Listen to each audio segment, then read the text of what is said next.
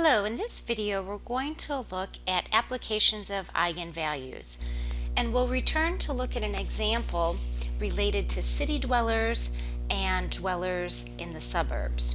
So let's suppose that the probability of living in the city and staying in the city is 0.96, and the probability of living in the city and moving to the suburb in the next year is 0.04.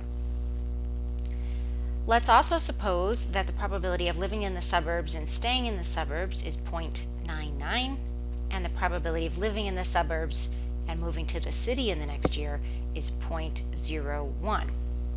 So as we've seen in previous videos, previous classes, we can make a transition matrix which encodes all of these probabilities, and so we'll call that transition matrix P. Our first column of P will represent our probabilities for what happens to the city dwellers. So for our city dwellers, the probability that they start in the city and end in the city was a 0.96. And similarly, city dweller converting to a suburb dweller, that was a 0.04. And then in our second column, we can put the probabilities for suburbs. Those probabilities were 0.01, that's the probability that you're in the suburbs and you move to the city, and a 0.99 probability you live in the suburbs and you stay in the suburbs. So recall that this is a stochastic matrix. This is a stochastic matrix, and the reason for that is that all columns sum to 1. So we'll say the columns sum to 1. And the entries in that matrix are probabilities. Now we can use this transition matrix to make some long-term predictions for what will happen in this system. Okay, so let's suppose we start with an initial condition, and that our initial condition looks like x naught, it's a vector, and we have 80 people living in the city and 175 living in the suburbs. So I'll just label that with the city and the suburbs. All right, and notice here that our total is 255 people, and we're assuming that nobody escapes outside the system. They have to either be in the city or the suburbs. And we can predict what's going to happen. So if we wanted to know where the people would live in our first time step, well, we apply our transition matrix P to x naught, and that gives us x1. And to figure out x2, we apply P to x1, but we already know what is x1. We figured that out in the line up above. So this would P times P x naught, and that just turns out to be P squared times x naught. And we can continue in this fashion and conclude that at the nth time step we have P to the n times x naught. Okay, and so our goal here is what happens as n goes to infinity. In other words, what is the limit as n goes to infinity of the people living in the city and the suburbs? And that's the same as asking what's the limit as n goes to infinity of P to the n times x naught. So that's the question that we really want to address, and we could certainly iterate through this system over and over. We could go out 100 time steps on a computer or something, but we want to do this in a more sophisticated and more precise manner, and that is what the eigenvalue analysis will do for us. Okay, so a few definitions before we get into this. So first definition here, let's define the following. So the transition matrix P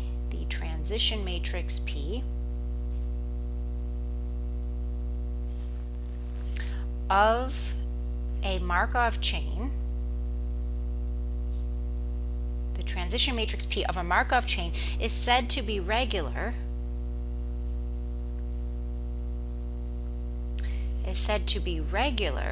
and let's underline that for emphasis here, is said to be regular if for some power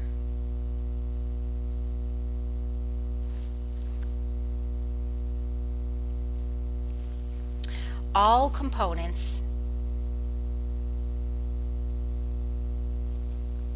are positive. And the reason that we care about this is that transition matrices which are regular have some very special properties. All right, and this brings us to a theorem. So let's define a theorem. This is a theorem. Consider a regular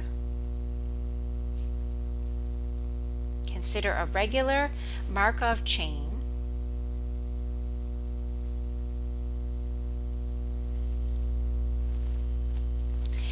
having initial vector x naught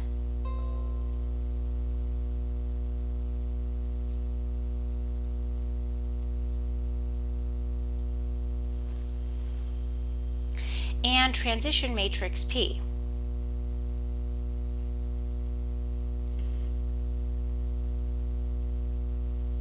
Okay, so far so good. If we have a regular Markov chain having initial vector x naught and transition matrix P, then we have two conditions that hold. So number one, the vectors x naught, x1, and so forth converge. In other words, the limit as n goes to infinity, these vectors trend towards vector x, where x satisfies p to the x equals x. In other words, we would say that x is an eigenvector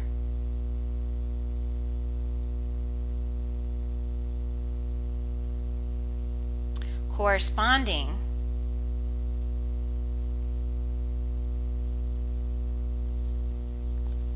to lambda equals 1. You know, and that makes a lot of sense. If we go back to our question up here and we were looking for what happens as n goes to infinity. Well, if this list of vectors, if these vectors converge, if they trend towards some vector, if they stabilize, okay, applying more and more matrices P, applying that matrix over and over isn't going to change our vector very much. And in fact, applying P again and again, eventually applying P is going to give you the same vector that you started with. And that's exactly what this is saying. It's saying P times x equals x. In other words, applying another iteration of P isn't going to change things at all. And that's really the stability condition that we're looking for, and this forces x to be an eigenvector corresponding to lambda equals 1. Okay, number 2. The matrices P, P squared, and so forth, these all trend towards, or you could say converge in some sense, to Q, where Q is a stochastic matrix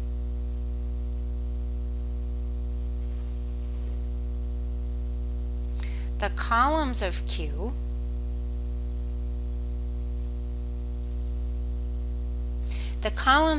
are identical. Let's make that a little neater. Are identical to the eigenvectors. Well, let's say it this way: the columns of Q are identical, period, and those columns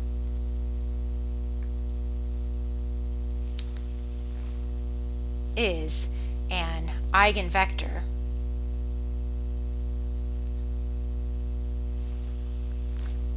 of P corresponding to lambda equals 1. So this gives us kind of a nice way of getting our hands on those eigenvectors. Okay, so let's go back to our example and see how this would all fit together. So back to our example, we had the people living in the city versus the suburbs. And we have our stochastic matrix P, which was given by 0.96, 0.04, a 0.01, and a 0.99. And one could verify that lambda equals 1 is an eigenvalue of P. We can go off and verify that in MATLAB, for example. Or you could do it by hand and show that 0.96 minus 1 and so forth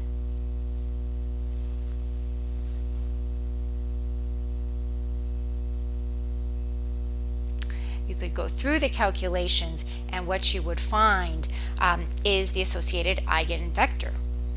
So working through these calculations, we get a 1, a negative 1/4, 0, and a 0, 0, 0 after putting it into an augmented system and RREFing. So let's say augmented matrix and RREF. And what this tells us right here is that x1 equals 1/4 times x2. If we call x2 some sort of free variable, we have x1 equals 1/4 r. And x2 equals r. And that's the same thing as saying that x1 equals some parameter, maybe t, and x2 equals 4t. So it doesn't matter how you label those parameters as long as they're in that ratio 1/4 to 1. So the eigenvector associated to lambda equals 1 turns out to be scalar multiples of the vector 1, 4. So we can label this an eigenvector associated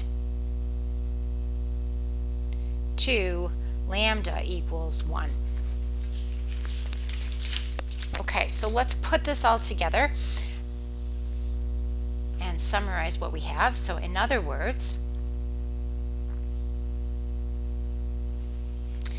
the steady state vector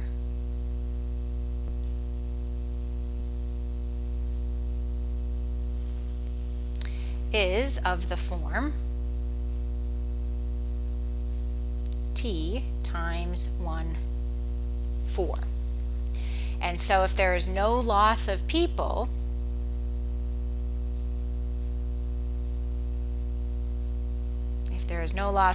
remember our total was 255.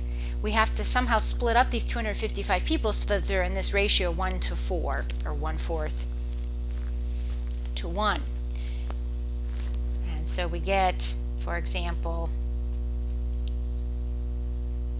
t equals 51 and 4t equals 204. So these are the long-term